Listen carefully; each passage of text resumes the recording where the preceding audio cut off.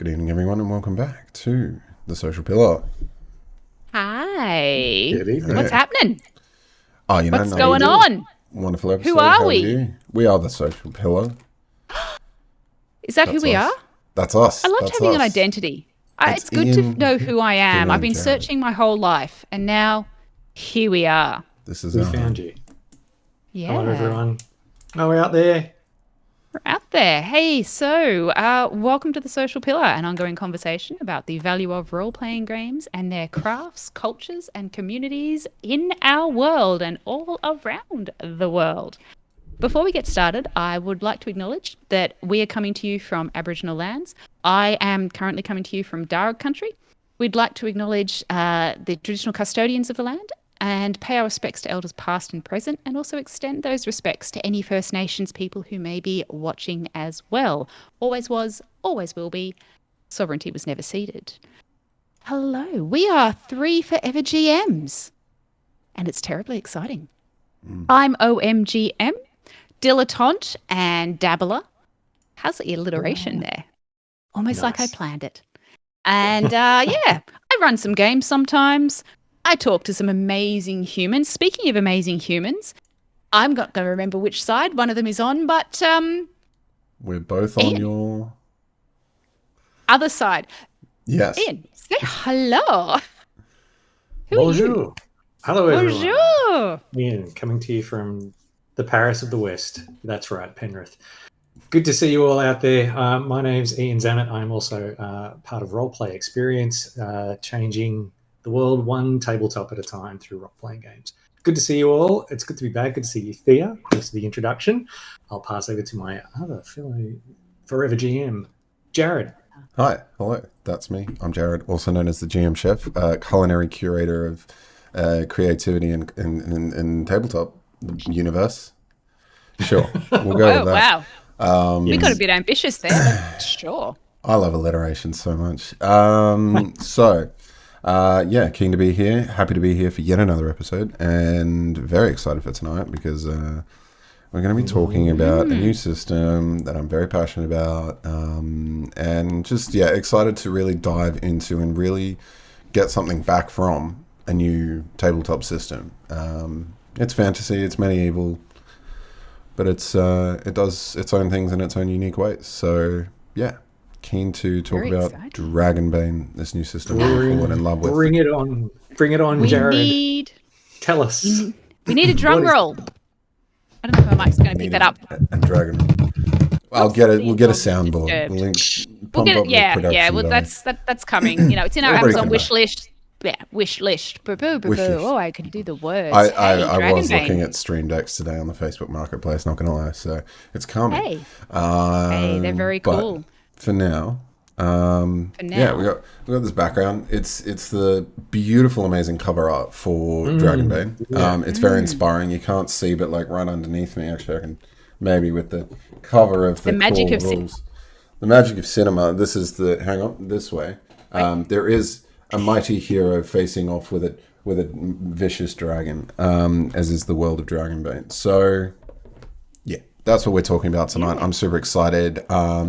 These two lovely humans with me have been invited to an online West Marches style hex crawl through the Misty Vale setting that is provided with the game. And I'm just keen to reach out to all the other DMs for Collecticon and everyone who's involved in that. And I've just invited a bunch of people, and we're just gonna play online because we're from all over Sydney, and a lot of people are keen to try this, and I am super into running it. So. That's what I'm keen to do. That's wow. Well, I'm excited with my deadpan face. I'm excited.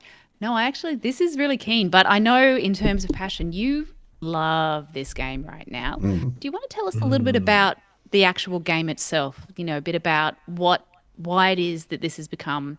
I was going to say your latest hyperfixation, but that's not what I mean. But That's how I how is operate. it you and Dragonbane got together? How did you meet? You How did we know, was it a meet? blind Well, date? No, it's just kind of. No. So first hands-on with the product was at Free RPG Day that I ran for my local game store. I make sure that they get that organized every year, or at least haven't done recently, but this year we'll be doing it again. Did it last year, and one of the amazing publishers, Free League, who I've come to know through my experience with the Alien roleplay system, were bringing this out. They had a very successful Kickstarter, and they provided a quick start rules in amongst all the other amazing tabletop sort of quick start, get to know it guides. There was the Avatar: The Last Airbender system, as well as a bunch of other amazing ones, and then the classics with Pathfinder and all the rest. So yeah, that was my first hands on, and I just flicked through it and I thought, damn, like this is a unique take on the sort of 7 polyhedral dice D20 based fantasy role playing, and for most people that would fall into the Dungeons and Dragons category for the most part. It's not too dissimilar, and that's what I liked. I liked the fact that it wasn't too dissimilar. I could see very clearly what it was trying to do. And from the experience I've had with the Alien roleplay system and loving how that system emulates the experience of space horror, but also provides options for the space epics and all of that, I had every confidence going into this. So it's not necessarily fanboying or girling or fanning all over the publisher, but they are doing really wonderful things, and they are supporting projects and ideas that I really have a passion for, as well as systems like Mork Borg, which is just absolute anarchy, and it's this apocalyptic setting where just you are going to do brutal, stupid things and die in brutal, stupid ways, and that's wonderful. And they embrace the idea of telling a particular story in a particular way, and they bring rules about to reflect that. I'm gonna have to ask about Mork Borg another time, because that just sounds bizarre as it is. But anyway, where are we? Just a question, actually, while you're bringing into it, if that's okay. You mentioned the quick start rules. How did they compare to other quick start rules that you've come across for other RPGs? It doesn't do, like, obviously they have to do as much as possible in the smallest amount of space. The cool thing with Free RPG Day is it does let big publishers like Free League and all the rest get a sort of product of sorts in hand. I think I have one here. Yes, I do. So this is the quick start rules that came in my core set, but it is the exact same thing that you would be able to purchase later. So it does everything you need it to do. It has pre-generated characters with beautiful dossiers and art that have their own profession and kin, which is their class and race that you'd be familiar with from D&D. It has a dungeon with a map. And it explains how to get started, and it explains how the dice and all the core rules work for what you do at the table. That's it.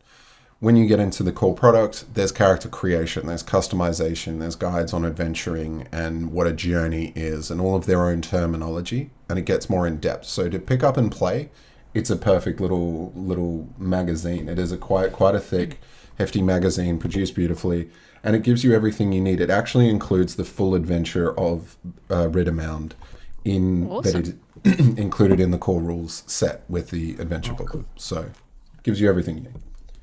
That is very cool. And not that we're sponsored, but where can we get that? Can you get it online as well? Because I know a lot of people perhaps don't necessarily get to game stores. Yeah.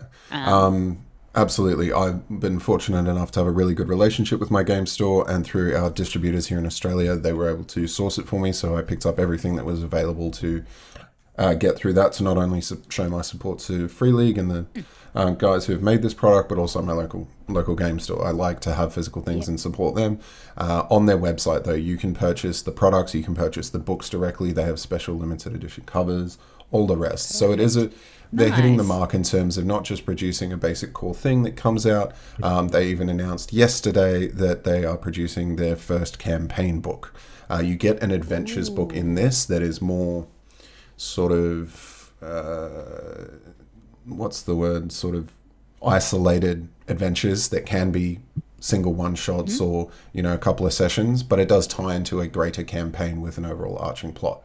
But it is very sandboxy, which I love. It's very refreshing. Yeah. Speaking of stuff, do you have any other cool stuff? I've got all the cool stuff. I don't have all of the cool stuff. What we do, what you get, again, not sponsored, but just to give people a really good insight. Really good insight. Yeah. So they dub it. Hands. They call it mirth and mayhem role playing, which is the idea of, I guess, everything's fun and loose, and until like combat breaks out, and then it gets really gritty and dangerous, which I love. And it's not combat focused necessarily, but they do some things in an interesting way. So you get the starter. It's not even a starter set. It is the core product. This boxed set is essentially the core product to get you started. You can purchase hardcover copies of just the core rules. They have a bestiary that's out now as well. So I picked up a Dungeon Master screen. Pretty straightforward stuff. Got really good stuff on the inside. If you've seen one, you've seen them all more or less.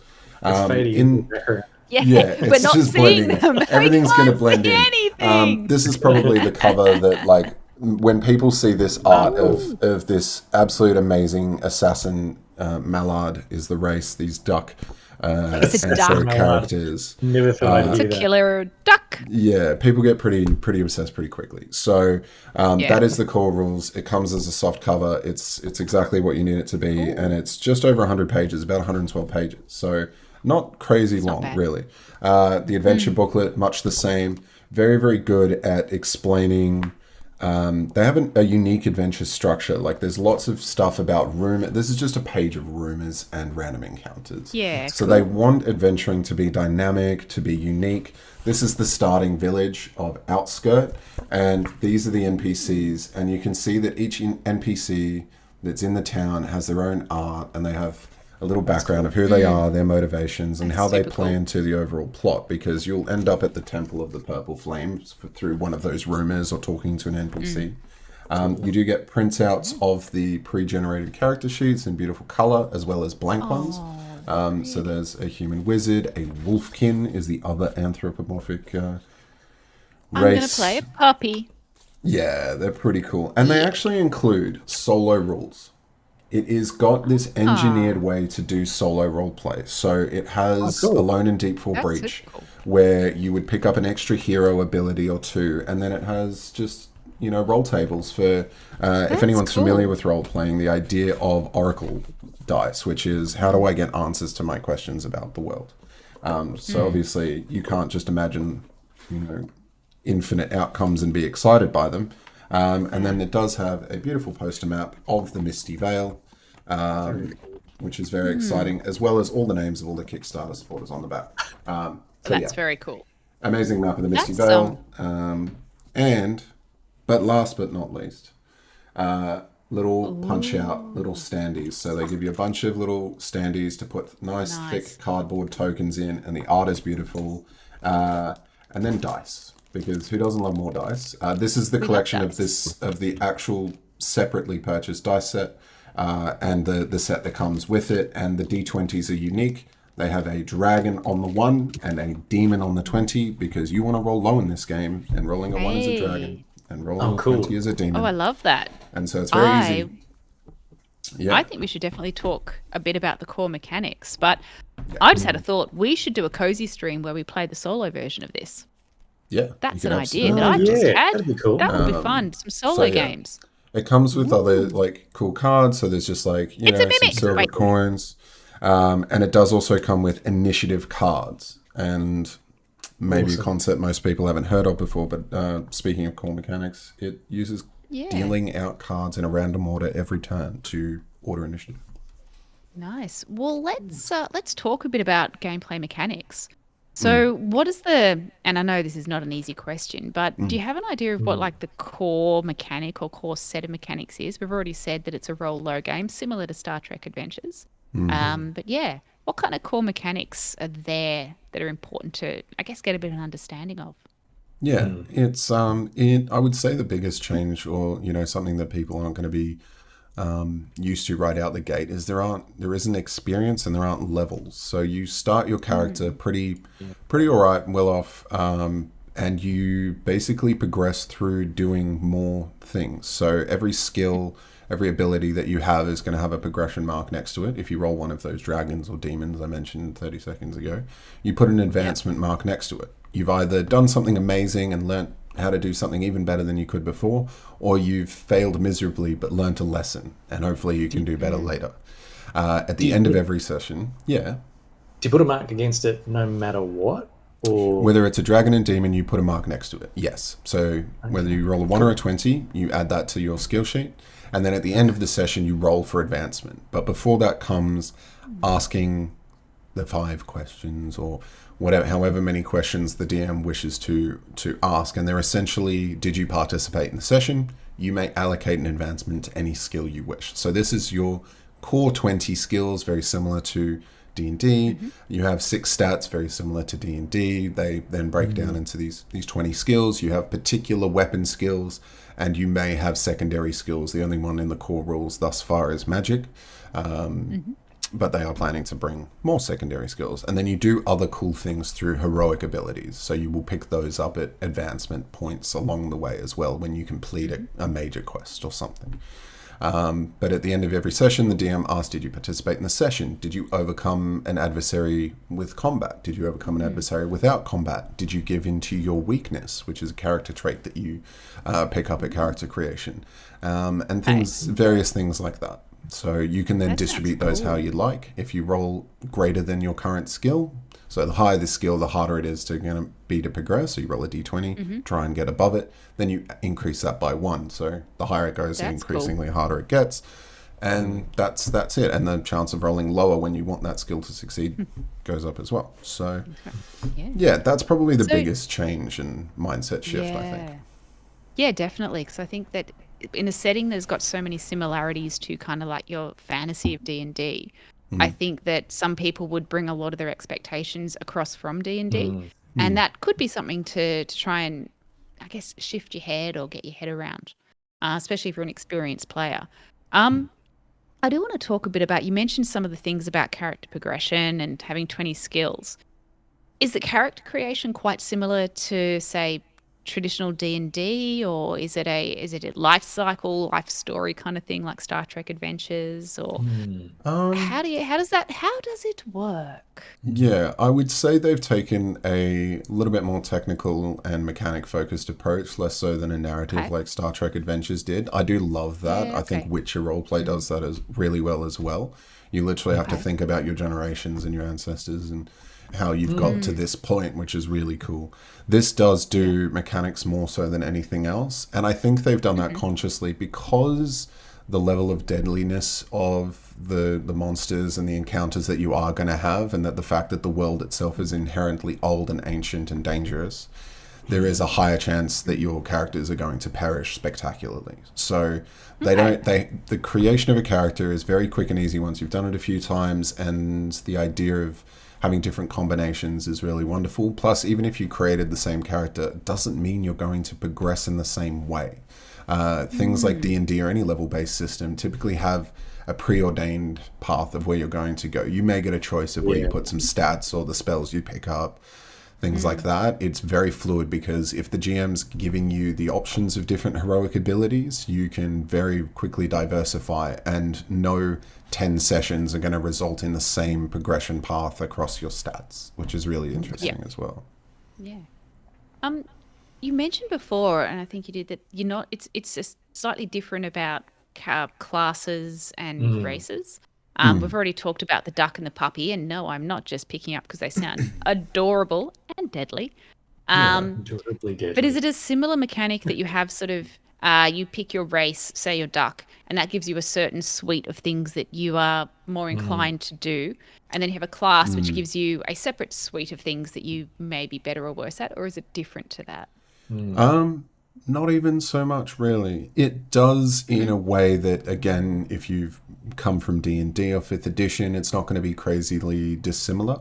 The human gets one sort of passive ability, which is they can sort of choose a different skill to roll so that they're a bit more well-rounded, as is the lean of them. The elves can do a deep meditation instead of a long rest. Unlike D&D, they aren't alert. They have to be in deep meditation, but they can gain additional resources for their resting. The dwarves are sort of more sturdy. The mallards have the quick to anger ability, and they have webbed feet. And then the wolfkin can track prey. So yes, you would think but that's really it. There isn't any stats. There isn't any preferential profession that they would have to choose necessarily. Obviously, the gamers in us are already leaning into, oh, well, that would make sense here and there, and etc. But it's all across the board, pretty much going to work together. Whereas I think D&D, your elf wizards with the intelligence bonus and rangers with their dexterity bonus, etc. It's pretty straightforward. Dwarves with their strength and con. You don't fall into a stereotype or a meta of any kind. And then the professions are very unique. You have very typical. So you have a fighter and you have a knight. I'm going to have to reference this really quickly because I wish I was encyclopedic knowledge. So you have your fighter and you have your knight. I know, I'm embarrassed. This is we're learning as you are. No, this is so you awesome. have your... Okay, so did I cover all the races? Yes, I did. While you're looking at that, actually, just on the... and there's halflings that do the sneaky thing, of course. Do they have, like, the skills... Do the professions also get extra skills as they go up, or is it a bit more simplified? Absolutely. So your profession is really defining who you are more so than your kin.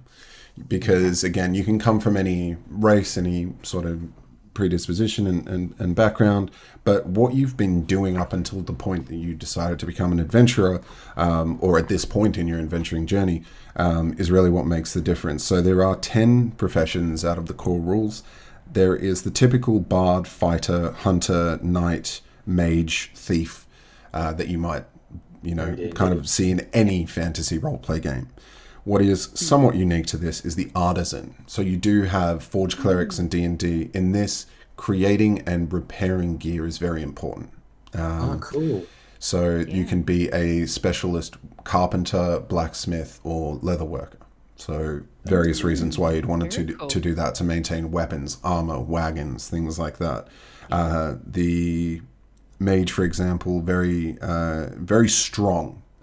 Because this is a low magic setting as well. Another unique thing, the mariner. They take the idea of there being a sailor and someone very good with shipcraft very seriously in this as well. There is a merchant. The merchant is very important because bartering is a whole mechanic. And again, when I say a whole thing, it is very simplified when it comes down to how many rolls you need to do. And then there is the scholar, because the world is incredibly ancient, old, and forgotten. So you do need someone who is capable of researching and learning more about things. So it all just gels quite well. And it does its own unique things. Got a couple of unique races. I mean, even the Mallard is an ode to rune quests. It's taken from another very old, wonderful system. And Dragonbane itself is not this revolutionary new thing that Free League have come about with. It is based on a 80s Scandinavian roleplay system that was, I believe, one of the most popular. It was called Draka Octomona. And they've thought, well, let's modernize this. Let's translate it for the rest of the world. And I'm glad they did. It's been wonderful. Sounds really exciting. It sounds interesting from what you're saying. It does sound like there's a little bit more technical things in the gameplay and in the mechanics. So do you think that this appeals to people who actually like having those kind of more technical and a little bit more prescriptive rules, and which gives the rules more power and roles more power to affect the game? Do you think that it might appeal to people who like that? I would think so. I did have to get the idea of, okay, but how does storytelling work in this? Like, I am very mechanically minded, and I love reading mechanics and how I think that would work in a play session. I think the story is just going to be laid on very beautifully when it comes to just telling a cool story and doing cool things. The mechanics definitely appeal to me because they are very clearly defined in what you can and should do in any given situation. And while you may feel restrictions because you only really have one action per turn in combat, that action can be a lot of different things. It doesn't define 10 things on your sheet and some of them are this and some of them are that, and you can only do this then and there. If you have the will points, which is the only resource to do your heroic abilities, your kin abilities, or your profession things, and then magic, if you have the willpower points, you can attempt to do those things, which is just wonderful. And some of them just work automatically. They scale up depending on how many will points you use. So that levels the playing field in a massive way. So yes, I think if people want to interact with the world, they're not going to be searching for ways to do it. It's It's designed to be Yeah. a little bit more pick up and play, and that's reflected through the roll under mechanic as well. You see a number on your sheet, Yeah. you roll the d20, you know whether you did something or not. Yeah. It's That's cool. I actually had a thought as well. And I know we want to talk about this in a bit, but you've mentioned a few times it's a darker, kind of more gritty world.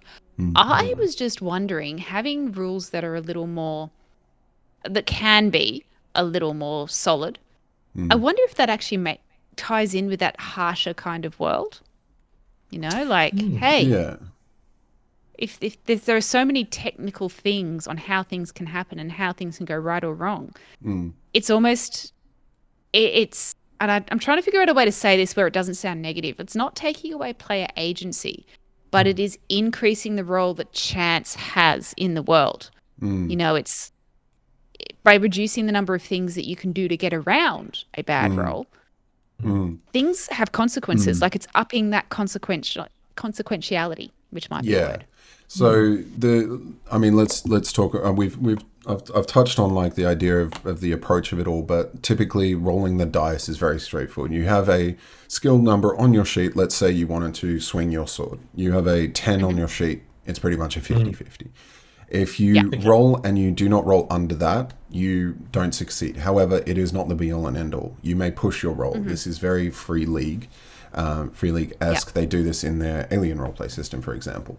Pushing that does come at a cost. Your 6 core abilities, your 6 core, can't think of the word, but your strength, agility, constitution. Your attributes. Attributes. Your attributes, effectively. They call them something in this, but you have strength, con, agility instead of dexterity, and you have intelligence, willpower instead of wisdom. And what's the thing that I always forget? Charisma. Yes. That's we could unpack that. It's not. I don't think I'm prepared for that. So you have those, and if you don't know what to do or you don't see a skill on the sheet that covers that, you roll under that, and they're typically going to be higher anyway because you're talking between 3 and 18. The way that you select those, as per the rules, is 4d6 drop the lowest. So the lowest you can possibly get is 4 1s, and you lose 1 1, and you end up with a 3, and 3 6s, and you get an 18. So it's somewhere ranged in that. And then it does do very simple stuff to break down. There's a little chart where you go, I have a 13, I get this to my acrobatics. Great. But let's say you're trying to roll that. You can push your roll by re-rolling the dice. You have to take the new result no matter what. And you suffer a condition. And the conditions are a very elegant way of them taking the old hit points bar and sort of providing a way that you feel like you are actually getting less effective the more suffering your character takes and the more adventuring you do and the harder you have to fight through this tough world. And that means that you'll have a little mark underneath each of those things. So if your strength condition has suffered, you're going to be exhausted. Anything you try and do that's strength-based, whether that's swinging a strength-based weapon, crafting something with strength, trying to push a door open, it suffers a bane. And boons and banes are this game's version of advantage and disadvantage. They cancel love each that though. Yeah, they cancel each jump other in, out. but- No, of course. They cancel each other out. A boon will outdo a bane, etc., etc. However, they stack in this. In D&D, you can only ever have one extra dice that you are gaining or suffering from. In this, you can have multiple boons and multiple banes, and it's going to be very exciting when I see the extent of that swing happen. So yes, you might suffer. You might be trying to swing your strength-based axe. You are exhausted. You're going to have a bane. There may be another environmental issue, like some cold mist that is sort of shrouding your vision. You're going to have another bane. It's going to be extremely difficult in that situation. You are still alive and your character is up and breathing, and they may have 1 hit point or they may have 10, but it is the classic fallacy of these games with hit points, straight up hit points that are just a single number, that you are exactly as effective at 1 hit point as you are at 20 or whatever your maximum is. So I love that as a mechanic because it gives that specificity to the conditions. And I love that pushing yourself in that area gives you a condition in that area, because I was thinking like Blades in the Dark, that you can push yourself and you'll take stress, but that is still a generic thing. Whereas I was thinking the Yeah, same. I love how this. What do you think, Ian? Same as like in D&D, there's the exhaustion mechanic, which is basically a flat across anything. But I love that you've got specific banes based on the attribute you use. So if you're using agility, that means you're going to be less coordinated, like for anything, as opposed to if it was a bane on strength, where it's like you're just going to be tired and physically exhausted. So that's really interesting. Yeah, that's cool. I love it. I want to ask about one of our other pillars, because we love our pillars. We do. Combat in this system. We've sort of touched on, beans and boons, which I imagine can impact you. But yeah, I've got a question in the chat as well. A bit like Ker Nathalis. I'm not familiar with Ker Nathalis Snyder. So maybe, I don't know if that's a gaming system. Are you guys familiar with it? No. No. Tell us more, Snyder. Snyder, tell us more. Let We'll us come know. back. Jarrod, While you're doing combat. that, yeah, let's have a look. How at does it combat. work? Yeah. So there is the classic sort of indication. The bells ring out in everyone's mind that shit's about to go down when you say roll for initiative. It is this classic, timeless beacon of we are doing this thing in turn-based order now. Boss music starts. In Dragonbane, you deal for initiative. So there's a deck of 10 cards numbered 1 to 10. Once you have been dealt a single card each as a player, some creatures get more than one card. That is their ferocity level, and they will act multiple times per round. And for that round, that is your action, effectively. As long as it is face up and we know what number it is, that means we know who is acting in what order, starting from lowest to highest. The only difference in that is there are certain abilities, like the fighter, I believe it is, or it might be the knight, where they are veterans and they are paying attention to the combat just a little bit more than everyone else. They may choose to keep their initiative card into the next round if they so desire. Little things like that will come out in play. However, you would deal out these cards. Perhaps my giant spider will get 2. He might have a 3 and an 8. Another player might get a 1, a 10, etc. And we just go through in ascending order. However, So it's like a normal playing cards deck. Yeah. well, yeah, they give you a special deck of cards, but you can use any numbered cards. That's the shtick. Cool. Yeah. So when it is your turn, you may act on your action. However, that is your only action for the entire round. And your action is also your reaction. Because you may need to evade in this. Because it is quite deadly, and your hit points are your constitution. If you have 10 constitution, you have 10 hit points. This does not go up through play. It doesn't increase over time. Because Yeah, the okay. only form of progression, Ooh. you don't just get some hit points at next level. You don't just get, it does not. It I've doesn't got go more up over experience. time. I'm tougher. Yeah, I can get hit more. No, this is effectively your makeup, and so this means that if you only have so many hit points, you're going to have to either sacrifice some movement and awareness to wear heavier armor. So if you have heavier and heavier armor, you first sacrifice sneaking, and then some movement stuff. Your ability to evade goes down, etc. Yeah. If you put on a helmet with an open face, it's kind of all right. You put on a full face helmet, you lose awareness. Again, simply broken down into banes. You just suffer banes on these things now. So yes, you can absorb damage. Armor is a flat absorption of damage that would be dealt. But yeah, you're essentially in this initiative order, and if you have the one card, you have options. You may use that to try and attack another creature, or you can swap with anyone higher up in the initiative order and wait, because you may want to swap with a monster, see what it does to you. If it hits you, which monsters generally will do, monsters and general NPC, other things that you might fight, are treated differently. Monsters just roll on typically a d6 table of the cool thing they do, and it does damage or it does some effect, and you have to I so react hope to it is called the table of cool thing they do. It should be. I really love that. I'll reach out to Freely. Can we just reword every? Yeah, we'll document just you've we'll just ever like get done? them to reword that. That'd be I lovely. think it's just Thank called you. something like monster attacks. No, Yeah. but like a ghost character may do a chilling scream. It may do a cold grab of the heart, or it could just slash out with some sort of physical ability. And so you may want to act later in the turn, because if you want to potentially suffer that blow, you can do so, or you may need your action to evade, because if you've acted earlier, you've chosen to try and do something, and unfortunately you have no actions left. But a lot of the things that we've come to know in D&D, like half movement to stand up, get down, to drop and to draw and stow weapons, a lot of these are becoming free actions when you transition to Dragonbane, and so you can do a lot before you actually do your big thing. So its focus is doing the big thing, action. or evading and living to do another cool thing later. And the idea of trading initiative with other party members is also very tactical, which is my big ticket appeal of this. It sounds like there's a lot more flexibility. Like there's less options, but with the option that you have, you can choose to do a range of different things. That's kind of cool, because then it's less, in some ways it's less limiting, because when you've got the tyranny of choice, when you have a lot of choice like in D&D, sometimes it's I see it like for new players as well. It's a lot to choose from. So if you've got just singular things, you're like, how do you do it? And there's a flexibility around that. That sounds really good. Even just attacking with a blade. So again, with that sword, damage types are a thing in D&D: slashing, piercing, bludgeoning.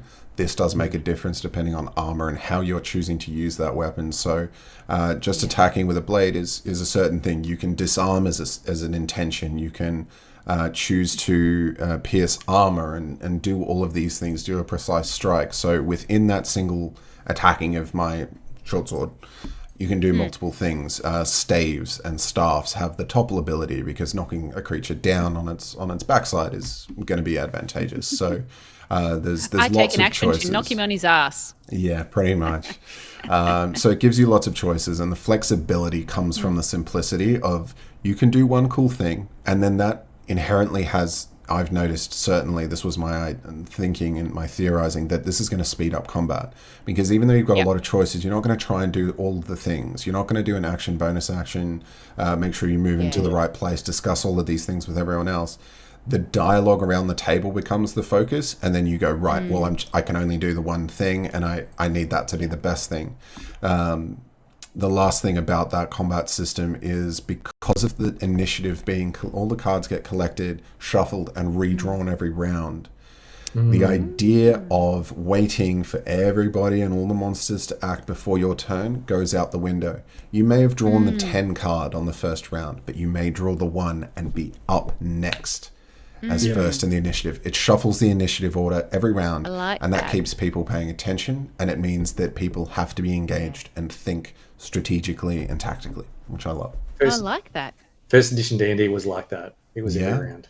Yeah. There you go. So it's actually it shifted it to, I think, to make it simpler, but actually, I love that. Yeah, love it. It sounds like I like that idea of keeping people engaged by, you might have an awesome tactical plan, but suddenly I'm acting first and I needed 3 other people to go before me. We talk about interaction. Let's talk a little bit about some of the other encounter types. I mean, combat is obviously a big part of TTRPGs, and, it's usually quite bounded by rules. But does this system also have other kind of encounters or interactions that are kind of shaped by the mechanics of it all, like social interactions, something like that? For sure. Like I mentioned earlier, there is the whole merchant profession. The idea of creating someone that is knowledgeable about treasure is just a great, cool character concept inherently. They actually have the ability, when you're at a crossroads and don't know what to do, because I think the next thing we're going to talk about is exploration and adventuring.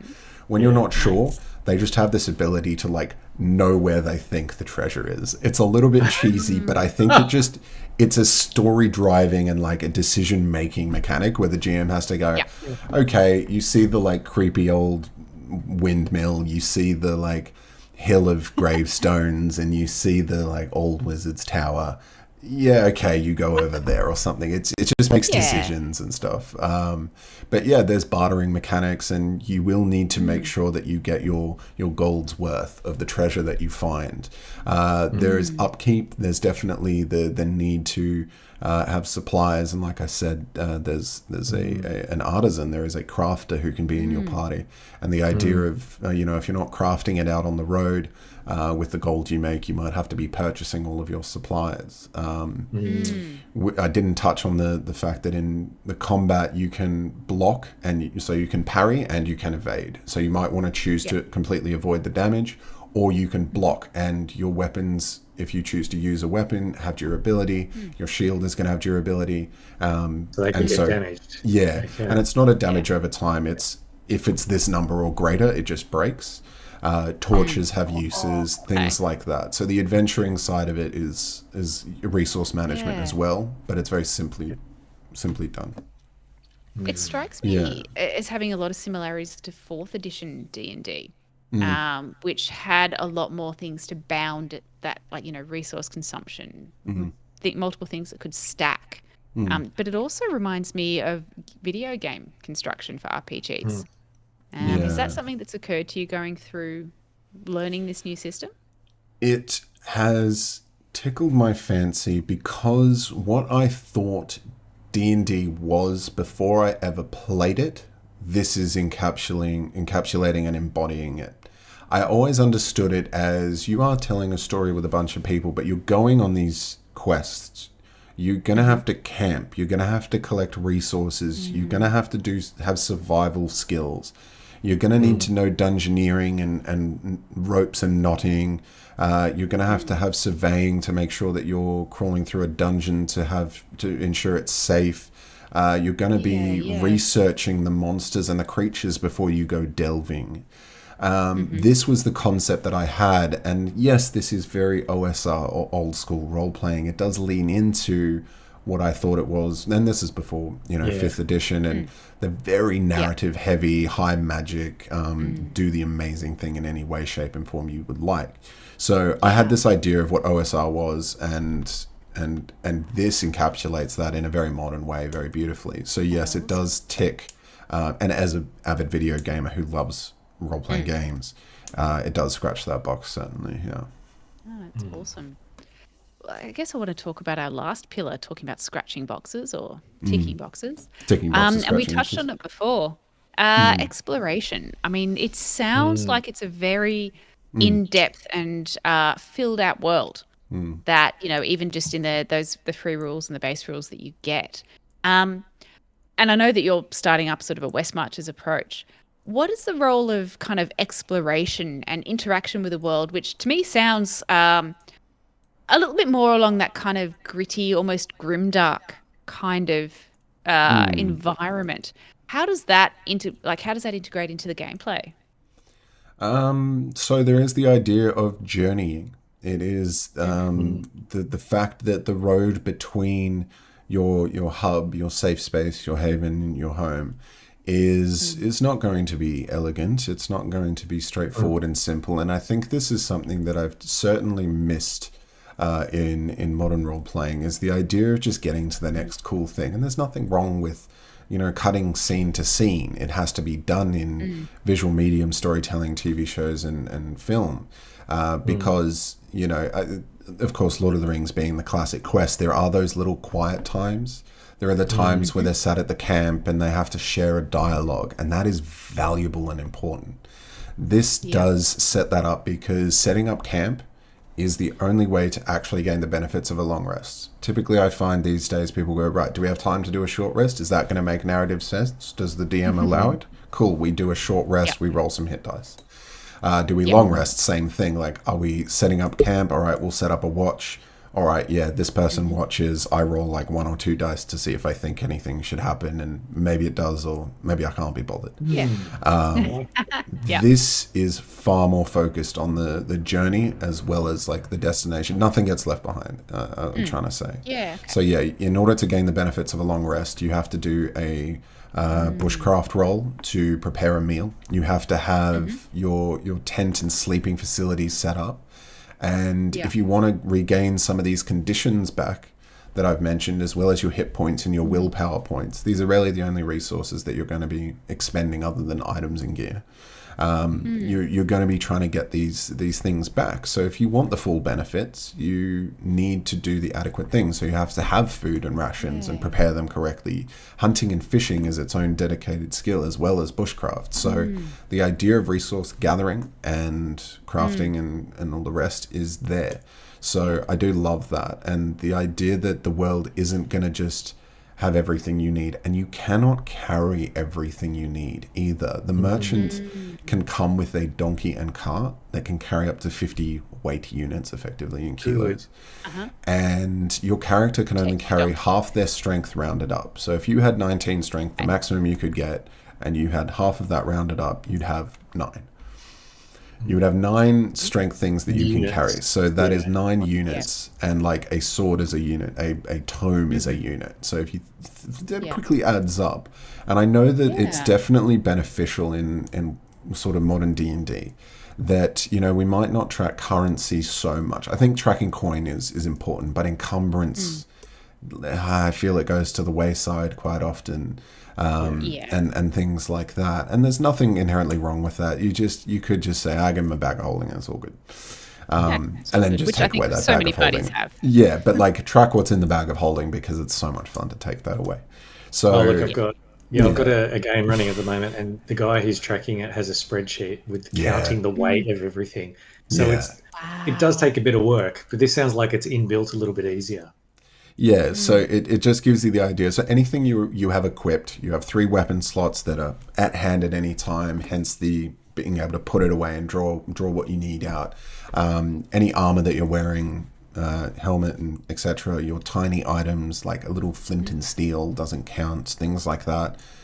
It gives you that generously. But anything you are carrying in a backpack that isn't accessible immediately, there's only so much you can carry. So the fighter is going to perhaps, you know, without the merchant with his donkey, even then, can the donkey and cart go all the way into the mountains? Maybe, maybe not. So there's decision making that inherently comes with that. You might find a treasure hoard that is thousands of gold pieces. You are only going to be able to carry out however many units time, you know, into the 100, you know, 99 coins is 1 unit. So you can only carry so much. So the idea of also going to a place, figuring it out, coming back, learning, adapting, going back out. This, again, what I had in my mind initially when I was getting into the hobby is that's what you would need to do. You would research, scout out, survey things, you know, learn about the dragons' comings and goings, and then perhaps sneak in when they're not there in order to get the hoard. So how much can you risk? Things like that. And so fighting creatures and running away from them is perfectly valid in this. You are not going to survive every encounter, and that's perfectly fine. So you can go perish in a beautiful death, or you can regroup, reassess, come back stronger and better, and, you know, fight some other low level sort of creatures and come back bigger and stronger. So because there isn't levels, there's no way of balancing challenge ratings. Reading everything on paper, you go, how, like, that creature can do 16 damage, you want me to throw a beginner's character at that? Yeah. There are going to be ways that they avoid that, because if you evade successfully, you avoid all the damage. You can absorb up to 6 of that damage with heavy plate mail. There's protection spells. There's going to be ways, and being tactical and smart about it, instead of just inherently letting your character be good at a later stage, be better at a later stage. So when they grow to be a god. It sounds like, I think that there's, from what you're saying, it sounds like there's potential for this to really appeal to some people, but also to have some elements that people would find challenging. Like, for example, I am not a details person. The idea of having to spend time setting up a camp and rolling for food and tracking my encumbrance, to me, that is less of a desirable and enjoyable aspect of game playing, but not that I'm saying that it's something that would put me off. I think it would be a challenge for me to kind of shift my mindset and my expectations. But you're kind of leaning into this system, you're learning about it. Have there been challenges for you to kind of to shift your brain or to shift your perspective onto this new system?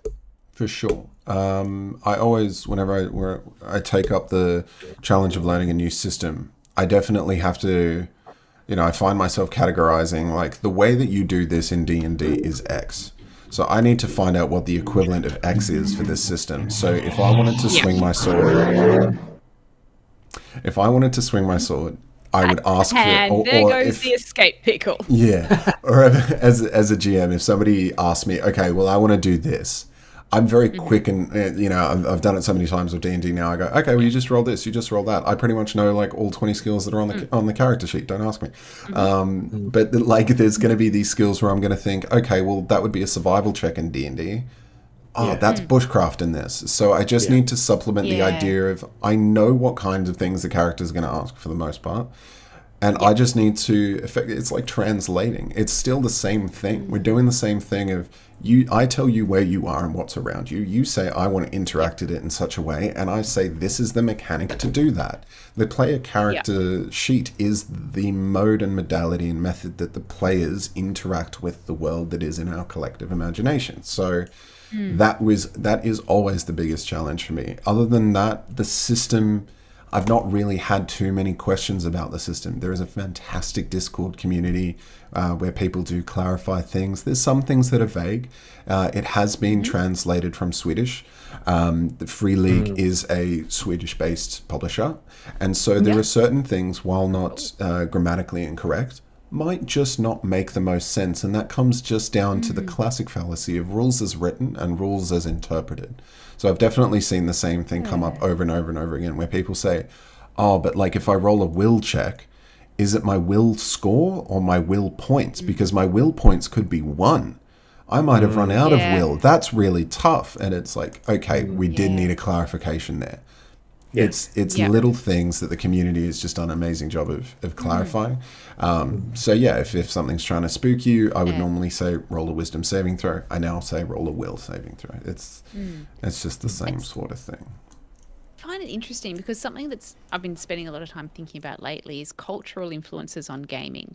And this being a Scandinavian game, it's similar to sort of Australian type culture, but there's also be differences. And I would love to explore, possibly at a later date when we're not rapidly closing in on our time for this evening, but how some of those might translate into mechanics, into assumptions that are made about the game by the developers that may or may not translate to the people running the games. Yeah, But perhaps that is even the whole approach and the appeal of, that's the thing is like, I think this, might be the reason it was so popular in Scandinavia when it came out in the 80s was it was just what they really felt like they wanted to play. And if that's been celebrated and brought into the modern era, I'm all for it. And that's the 80s as well, which is a whole different aspect of culture. 80s is 44 years ago, ladies and gents, friends and fams. Let's just not talk about that. Some of us never experienced the 80s and we don't discriminate against those people. Some of us experienced it so much. But we are closing in on our time. I want to throw to Ian. Have you have any sort of final thoughts or reflections on what we've been talking about tonight? Yeah, it's been good. I've been very quiet tonight. It's very good to absorb, actually, just hear, Jarrod, your passion about this too, because I know you've been talking about this so much. And I've heard so much in the last year. Dragonbane has just kept popping up in social media and role-playing game social media a lot, that people love it. And listening to some of those mechanics in here, but also how it plays in the game, sounds really enticing. A lot of it reminds me of old school D&D. The practicality, the grounded kind of almost realism in when it comes to the management of your resources and time and how we're going to do this. We were doing that in those old games as well. That was a part of it because in some ways it was less things like durability of items was a thing. We don't have that in 5th edition so much. It really doesn't exist, but it was a thing to consider, and how much can you carry was a thing to consider.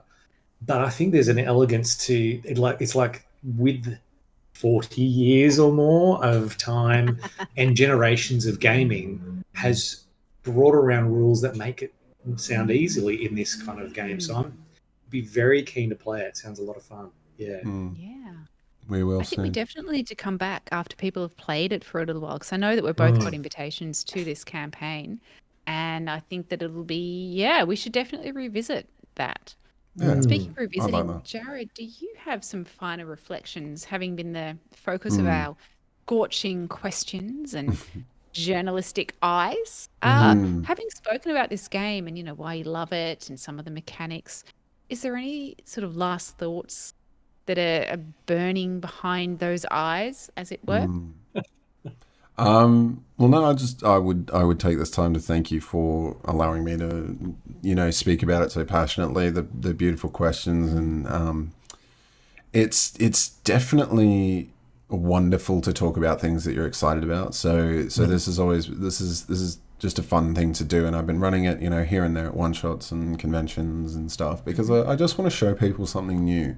I would say the burning thing is I would just encourage people to, pick up something new. It might not be Dragonbane. It might be, this is going to sound so sponsored. It might be the Alien roleplay system. If you love the idea We of, do sound sponsored. it's Sponsor us. ridiculous. No. And then I don't want to What do you talk like? about their new roleplay system, Coriolis, that's coming out. That's kind of like the second edition to their other system. Anyway, it's also space Hey, I want to talk exploration. about June, the role play system. We're just Sponsor going us, to be doing more. people. So Well, I would say if I was reflecting, it would be reflecting into the future because we are going to be talking about the wonderful expansion beyond Dungeons and Dragons. Dungeons and Dragons has given us the most amazing foundation and the reach to get this hobby out in front of other people. It will be forever the world's greatest role-playing game in their own words. And it is a spectacularly special universe of insanely beautiful worlds with amazing memories that I'll never forget. But I do like change. I do like trying something new, and this has scratched an itch that I haven't had from D&D for a long time, if ever. And so that's what I encourage people to do. If it sounds like a fun thing to do, try it. Might not be for you, but roll some dice, have some fun. Roll the glowing dice. words. That's roll up really cool. above. Yeah, we're getting. Beautiful, Adam. Thanks for wrapping it up like that as well. And we are getting to the end of it here. Thank you, Jarrod, for introducing us to Dragonbane role-playing game. Guys, thanks in the chat. It was good to hear you as well as Nix and the guys who are out there. We've got to look up that game you suggested as well. So we'll pop in and have a look at that on that link that you sent. Thank you for the link. But yeah, that's it for this week. There's so much more to talk about Dragonbane, but we'll be trying something out later, and we'll definitely be following this up, I'm sure, at a later date. But we're going to be back next week, same time. Thea, would you like to bring in what we're going to be talking about for next week? Yeah. Are we talking about one-shots? Yeah. Yeah, we are going to be talking. I loved the certainty that I came in with that. It's like, we're going to talk about one-shots. When people get asked a question and they're like, you're filling it in and waiting for the feedback. Yeah, we are totally talking about. We're going to have a chat about one-shot games because I think one of the things that we're planning is we'd like to play some one-shots. And there's so many out there. There are one-page one-shots if you want to keep repeating things. Hey, alliteration is where we started. Let's go to repetition to wrap up.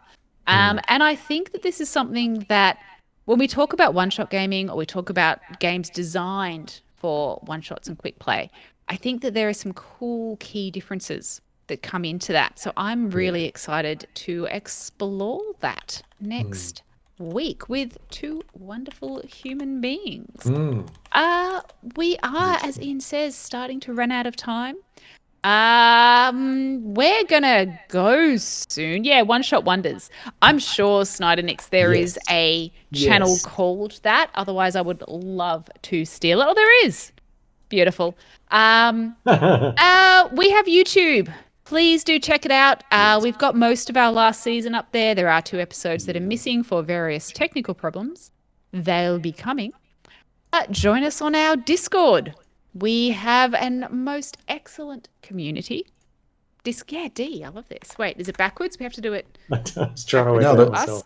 Yeah, I don't know. know. We need to Is mirror that you our see it as videos. mirrored, and it's Yeah, and then we'll see, and it's like now we just the- look like we're signing really badly. Okay, yeah. Apologies to any people that speak Auslan. sorry. We're doing our best. Failure is okay. Failure on the way Just to learning. getting good. One of my coaches once said to me, and I'm going to think about the language here, you've got to suck a lot before you can get good. Yeah. Perfect. True. Don't think about the phrasing too much. But Sounds amazing. we are going to Speaking of wrap that, up. Rating. And What are we rating today? Yeah. Who are we rating to today? So I recommend we have a look at Let's Roll for Dragons. We've been there a couple Oh, times nice. before. Now, apparently they are playing the Fallout game according to their Let's Roll for Fallout, but I'm not sure. Fallout is talking about new systems. This is it's come out by Modifius, who Yeah. also put out Star Trek Adventures. Yes. Have put out a Recently. Fallout TTRPG, which to me feels like full circle because obviously people familiar with the video game meta. Fallout is a very popular RPG video game. It's a series on Netflix, if anybody has watched it. Seen And it. now we're coming back to, I liked it. But this is not a reaction video, but so I recommend we head on over to them and say hello Yeah. and consider what's happening after that. So I'm going to go set that up and throw to you two beautiful humans to wind up an amazing and really fun and interesting conversation. I've Thanks, really Jarrod. enjoyed tonight. That was cool. No, thanks, guys. It was an absolute joy to have that space and talk about something that's exciting. And Ian, I think it might be your turn next because Thea's done a cool Star Trek thing. I've done a Dragonbane. So if you've got anything in the pipeline, the floor is yours. So we can look Thank you very forward much. to that, I hope. I've got some ideas. pressure. You'll be fine. I've got a couple I'm thinking about. I just wanted to see how I can kind of just balance with something maybe slightly different. But anyway, we'll get there. We'll come Whatever to your that. heart desires. Yeah. Alrighty, that's been the Social Pillar for this week. Thank you everyone for tuning in. As always, if you're checking it out after the fact, make sure to like, subscribe, and all that fun stuff. Talk to us on Discord. That's where we're going to be hanging out. If you guys have any feedback for us, if you want to suggest a topic, that's where it is. We'll talk to you guys real soon. Bye for now. Bye. You guys, Mwah. thanks very much.